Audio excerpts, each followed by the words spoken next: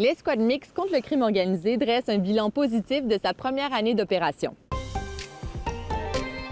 L'escouade mixte, c'est une unité qui réunit des enquêteurs de la Sûreté du Québec et de Ouachata-Macmalieu-Tenam. C'est la première équipe permanente du genre sur la Côte-Nord. Ces enquêtes ont mené à des saisies de drogue, d'argent et à une soixantaine d'arrestations. Selon le lieutenant responsable des enquêtes, Guy Olivier, c'est la première fois qu'autant d'armes, une cinquantaine, sont perquisitionnées. La guerre entre les gangs et les motards s'est intensifiée en 2024, notamment sur la Côte-Nord. Cette année, il y a 51 dossiers qui ont été pris en charge par les enquêteurs de la Sûreté du Québec et par la SPUM. Est-ce que ça vous plairait d'étudier l'anglais ou l'espagnol ici? Ce qu'on voit, c'est le nouveau laboratoire de langue du Cégep de Bécomo. Le projet, qui a coûté près de 100 000 $, a été inauguré aujourd'hui. Avec ce labo, le Cégep veut favoriser la pédagogie active et les échanges avec des écrans tactiles et une plateforme d'apprentissage.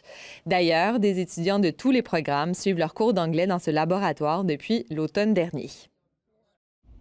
La station Galix appartient aujourd'hui à de jeunes skieuses et skieurs de 14 à 17 ans. C'est parce que la montagne accueille le championnat CEMAC 2025. Il y a 200 athlètes de plusieurs régions qui y participent. Ils viennent de la Gaspésie, du Bas-Saint-Laurent, du Saguenay-Lac-Saint-Jean, de la Mauricie et même de l'Abitibi. C'est l'occasion pour ces jeunes de se démarquer pour les championnats provinciaux. Aujourd'hui, ce sont les épreuves de slalom géant qui sont au programme. La compétition va se déplacer vendredi et samedi au Mont-Tibas à Bécomo.